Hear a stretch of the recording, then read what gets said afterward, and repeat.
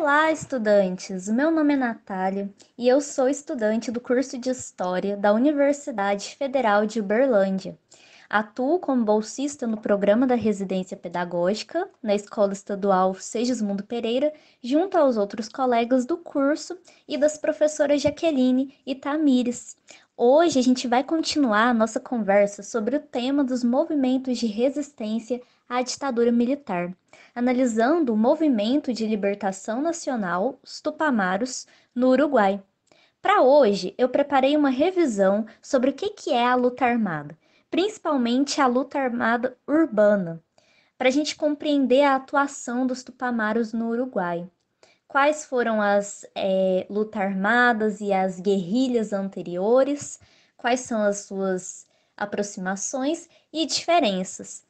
Para isso, eu convidei um colega que ele também é estudante do curso de História, da mesma turma que eu, e ele vai trazer mais detalhes sobre esse tema, porque ele pesquisa a temática da luta armada no Brasil.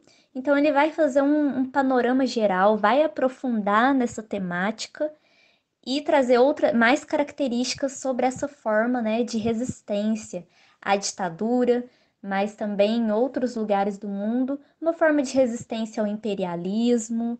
E, bom, eu apresento a vocês meu colega, o Cristiano. Olá a todos e a todas, meu nome é Cristiano Alvarenga. Eu vim hoje aqui a convite da Natália para conversar um pouco com vocês sobre o que é a luta armada, né? A luta armada na América Latina, ela tem alguns pontos específicos, né? Ela tem inspiração em experiências muito interessantes, como por exemplo a Revolução Cubana, a Revolução Chinesa e a Revolução Argelina e também a Revolução do Vietnã. Esses pontos, essas organizações, essas experiências de luta, elas foram muito importantes para fomentar a ideia de diversas formas de lutas armadas na América Latina, né? A primeira delas é a Revolução Cubana, né, que é organizada ali pelo pensamento enfoquista. Essa é uma das principais ideias, que seria o foco guerrilheiro, né? Ela é bem pensada pelo Che Guevara, tem um livro dele chamado Guerra de Guerrilhas, que ele vai falar mais ou menos como que funciona.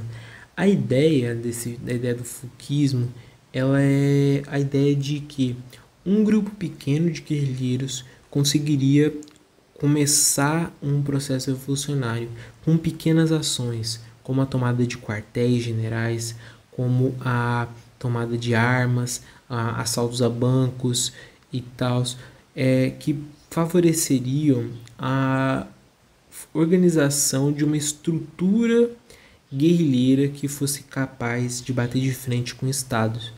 Então, esse foco guerrilheiro seria responsável de incentivar o povo a lutar, a ali se organizar e tudo mais. E uma das principais características era a movimentação. Então, eles conseguiriam mudar de localidade, de espaço de uma forma muito rápida. Basicamente, é esse um dos princípios assim dessa característica dessa luta cubana. Aí temos também a Revolução Chinesa, que o Mao Tse Tung, não sei se vocês conhecem, mas ele é muito interessante vocês buscarem saber quem é esse sujeito. Ele trouxe um outro sentido, um sentido de uma guerra de movimento, uma guerra de manobras, que seria uma guerra que ela se movimentasse muito rápido, uma guerra de massas, onde um grande número de pessoas pudesse participar e pudesse lutar contra os governos tirânicos. Essa é uma das principais características que a luta armada da América Latina absorveu da luta maoísta. Tem também a Guerra do Vietnã, que ela foi uma guerra, o Vietnã ele conseguiu fazer uma façanha que ninguém jamais no mundo conseguiu, que é derrotar o exército dos Estados Unidos em seu território. E essa forma de luta, de guerra de guerrilhas, é um processo de uma movimentação absurda, onde diversos focos diferentes de lutas armadas surgiram no território. Então a característica principal é uma junção de uma guerrilha rural com um conhecimento profundo do terreno, então trincheiras, esconderijos e nas matas e tudo mais. E a Guerra do Vietnã ela foi muito inspirada pela adesão gigantesca que a população tinha naquele movimento, né, de luta contra uma tirania exterior, que seria a tirania dos Estados Unidos. E por último, a guerrilha urbana que existiu na Argélia, um país da África ali, que lutou contra a França pela sua descolonização no final dos anos 70, né, 1970 mais ou menos, foi quando começou essa luta. E uma das principais características dessa luta é justamente a atuação nas cidades. Então, ações que eles chamavam de pequenas ações terroristas ali, e o terrorismo não entenda como um terrorismo de matar pessoas, de atacar locais onde tenha vítimas que não tem nada a ver com o rolê, sabe? Não é a ideia do terrorismo que tem depois lá de 2011 lá, né? Que foi o ataque das Torres Gêmeas lá nos Estados Unidos e tal. Não é essa a ideia de terrorismo. Uma outra ideia de terrorismo é uma luta violenta contra o opressor. A ideia é a seguinte: um cara muito interessante chamado Frantz Fanon, ele vai escrever sobre a violência. Ele vai falar muito a respeito de que o opressor, a França, na Argélia, ela era colonizadora, escravizava a população, ela dominava psicologicamente, de forma armada, militar, né? O território, ela impunha as condições de vida das pessoas, ela impunha a miséria, ela impunha a morte das pessoas que não aceitavam aquela situação. A ideia da violência tinha um caráter de que a gente já tá na merda, sabe? A gente já tá sofrendo, a gente já tá sendo oprimido, a gente já tá nas piores condições possíveis. Se a gente não se levantar, não fazer alguma coisa, a gente não vai conseguir sair dessa, dessa situação. Então vão fazer o que for preciso para ganhar essa luta, para a gente ser livre. E foi isso as estratégias que eles tiveram. Então, sequestro de pessoas importantes ali, colonizadores, né? Então, ataques a figuras importantes. Então, é mais ou menos essa a ideia. E qual seria a implicação disso, por exemplo, no Brasil?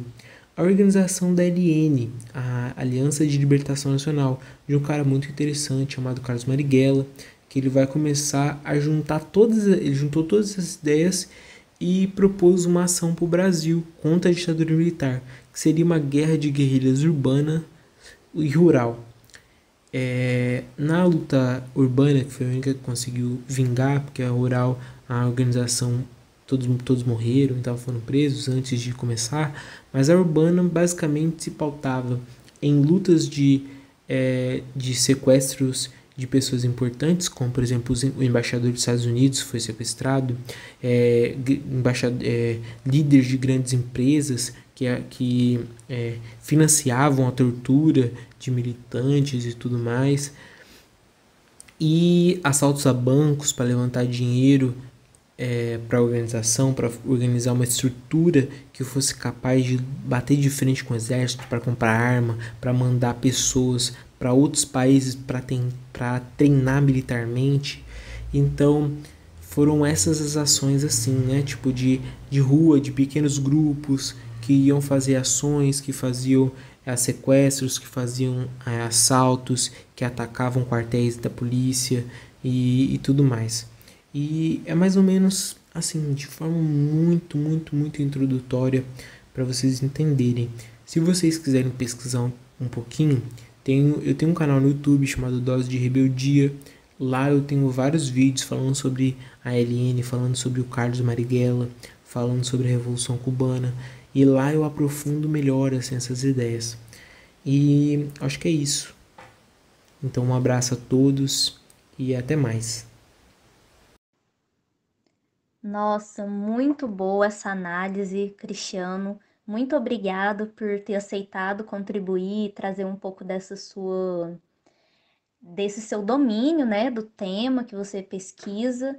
Acho que deu para a gente entender bastante, né, sobre a luta armada na América Latina, mas também em outros lugares do mundo, né, como você citou, da Revolução na Argélia, na Revolução do Vietnã, e a Revolução Chinesa também. Então, obrigada, deu para ter uma noção muito maior e servir como uma revisão do que a gente falou na aula anterior. Bom, pessoal, essa foi a nossa conversa de hoje. E na próxima aula, né, a terceira e última aula, a gente vai trabalhar com filme. Então, como nós estamos focando aí na ditadura do Uruguai e no movimento de resistência dos Tupamaros, eu escolhi um filme que está disponível na Netflix e também eu posso deixar o link para vocês assistirem, quem não tiver, que chama A Noite de 12 Anos. É um filme que vai falar sobre a prisão de alguns dos integrantes do movimento e dá para a gente mergulhar ainda mais nessa questão da ditadura no Uruguai, quais foram as características, o processo. Então, eu espero vocês na próxima aula e é isso. Até mais!